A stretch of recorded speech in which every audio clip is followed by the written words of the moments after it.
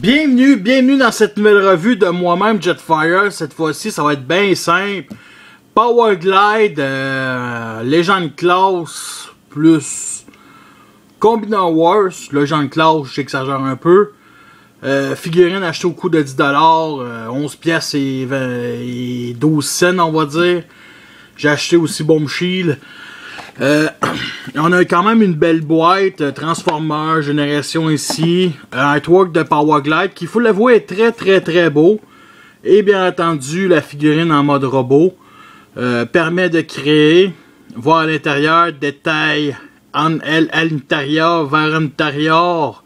Et pour le jouet, on n'a pas d'arme pour ce personnage-là, mais on est chanceux, on a une petite carte qui ne servira à rien. Permet de créer aussi une petite photo de Superion ici. Et Lando, 10 étapes, se transforme en fusil. Acrobate aérien, il maîtrise des tactiques de combat. Je sais même pas s'il parle de Powerglide ou de Skydive. Il parle de Powerglide, bien entendu. Figurine de Skydive vendue séparément selon les stocks. Que, si vous n'avez pas de stock, vous êtes un peu dans la merde. Fait qu'on va commencer à ouvrir la boîte. Nous avons bien entendu une petite carte de Powerglide. Et pour la première fois de toutes les cartes de Combinant Wars que j'ai, c'est celle qui fit les deux ensemble. Que la carte fit avec le mode robot, la représentation du personnage. Enfin, pour une fois. Powerglide nous revient comme d'habitude en section mode alternatif depuis la première génération, un A10 Thunderbolt, un avion qui est, faut l'avouer, je le trouve génial, qu'on a vu dans le premier film des Transformers en 2007, qui est pas un hommage, faut l'avouer, mais qu'on a vu en action, qui est quand même un jet assez génial. Je pense que c'est un jet qui date quand même de le design des années. Fait que couleur rouge, un gris plastique et du noir. Tous les trois couleurs. Et vu d'en dessous, on a le bas du torse, le bleu, le chrome du chrome. Signe Autobo, ici, numéro de série. Les pieds, plein de petites parties ici qu'on voit que le plastique qui, comment je pourrais dire, qui enlève du montage de la figurine. Je connais rien là-dedans, je suis désolé, je suis pas chinois.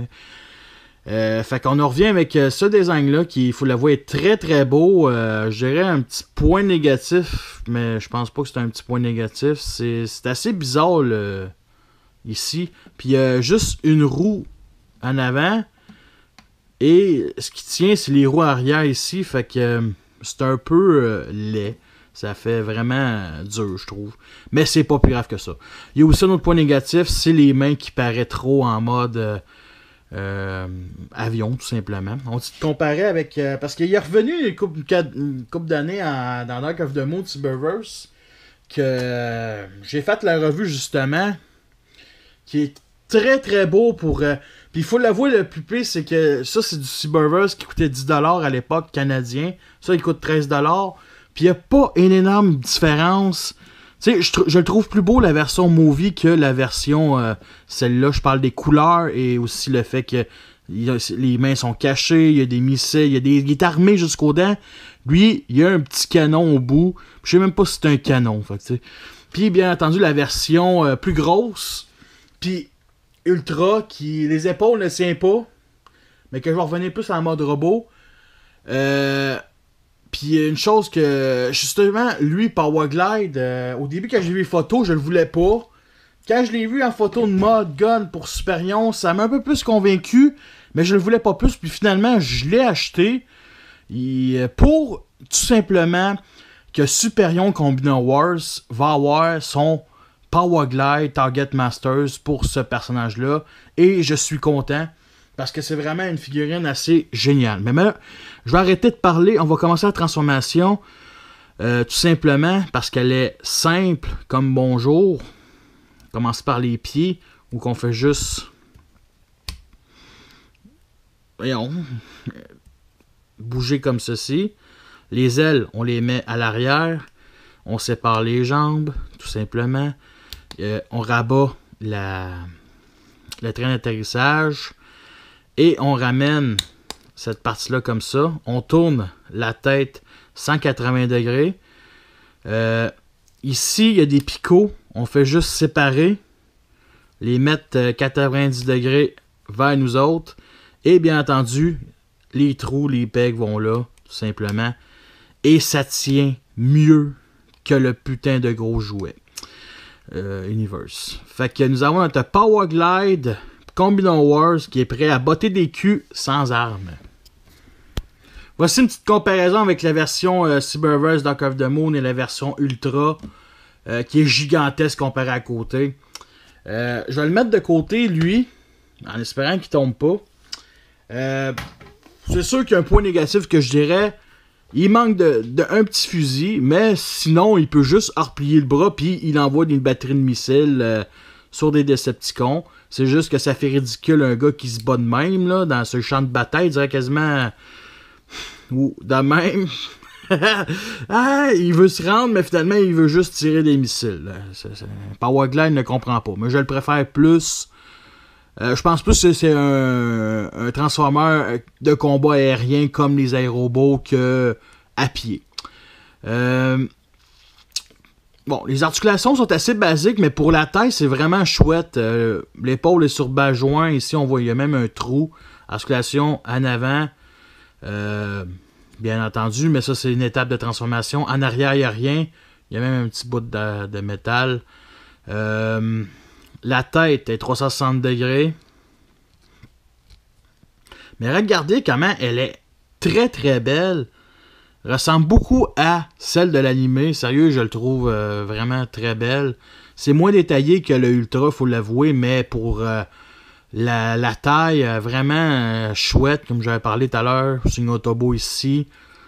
Tout ça. En arrière, il n'y a pas vraiment de backpack, à part la petite jupette ici qui a arrêté une mise pour le mode fusil. Que je vais revenir là-dessus tout à l'heure. Est-ce qu'on peut faire une pause? Bon, excusez-moi, j'ai oublié de parler des autres articulations. Bas joint ici, en avant, en arrière, à la sortie. Bas joint aussi en arrière, articulation. Et le pied, on peut le mettre en avant, mais ça, c'est une étape de transformation. Justement, est-ce qu'on peut faire une prise d'attaque qui tire des missiles? Oh, je pense que c'est pas une prise, là, c'est vraiment quelqu'un. Power Glide aime ça se rendre. Fait que, ouais, on peut c'est quand même assez. Regardez ça, comment on peut quand même articuler assez bien, il faut l'avouer. Là, on va faire plus de prises de. Comme ça. Ouais, vraiment. Puis on peut écarter les bras. Puis ça. C'est une bonne stabilité. Une posabilité, je dirais. Bon, maintenant, on va le mettre en mode fusil, qui est très facile. On n'a rien qu'à lever cette partie-là, mettre comme ceci, rabager ici. Et j'ai oublié de parler en mode véhicule. Il y a en arrière, bien entendu, il y a ces moteurs qui est quand même assez très détaillé. Et aussi en arrière, le canon principal, on va dire, qu'il faut l'avouer est assez détaillé assez, mais je préfère ça ici. Comme ça. Et les canons, on les avance. On n'est pas obligé. J'ai vu les photos officielles, c'est mieux de même. Personnellement. Et je dirais qu'il y a vraiment un point négatif, c'est vraiment la partie ici qui essaie de... Tu sais, vraiment, je veux la tenir, mais... Tu sais quoi. Bien entendu, on ramène cette partie-là ici, et on Là, il faut prendre un petit objet. Parce que j'ai pas d'ongle. Parce que c'est la poignée. Ramener la tête. Comme ceci. Et les missiles, on les met comme ça là. Et bien entendu, bon, le vise. Mettre ça comme ça. Bien entendu, ça n'arrête pas de se défaire les foutus jambes. J'aurais aimé ça que ça se clipse encore mieux que juste cette petite partie-là. Comme ça. Vraiment, je trouvais que mérite encore mieux comme ça. Bon. Ça se déclipse encore. Et là, on va le mettre justement. Pour le Superion, j'attends bien entendu la Airhead et Slingshot. Je me souviens même plus son nom, c'est même un Neckbreaker. Je pense que c'est même pas son nom. Pour vous montrer la grosse revue de Superion, pour vous le mettre sur Superion. Fait que là, en ce moment, j'ai un Powerglide qui joue avec soi-même un Powerglide. Et ce canon, pour la taille, fit quand même. Je préfère ça. Puis ça donne quand même... c'est un gros canon, là. Sérieusement, ça... Le pire, c'est qu'il... Parce qu'il existe un exclusif pas Ultra Magnus, excusez-moi, Powerglide, version Walmart, ça, c'est la version Takara, qui est grise. Il fitterait vraiment avec les couleurs de tout ça. Parce que la version Takara, les couleurs, ça, c'est un rouge beaucoup plus foncé que ça. À moins que c'est l'éclairage. Non, mais je trouve vraiment que ça, c'est plus pâle que cette couleur-là, mais vraiment, c'est génial comme affaire, comme arme. Malgré tout, est-ce que c'est une figurine qui en vaut la peine? Sérieusement, si vous n'avez pas le Ultra, oui, vraiment, je la trouve cool pour la taille, enfin, on a un Powerglide. C'est sûr que la taille ne fit pas avec les autres... Chug, je veux dire, il est petit, il est minuscule. C'est un avion. Ça fait avec les jouets G1. Si vous respectez les tailles de G1 à fond, je parle surtout des jouets et non. Parce que dans la série G1, pour un mini-bot, il était gigantesque à maudit. Parce qu'on voit Grapple et Wallace dans un épisode. Et blablabla, blablabla. Vous comprenez le concept, vous comprenez la fin, tout ça. Sur ça, je vous laisse et à la prochaine.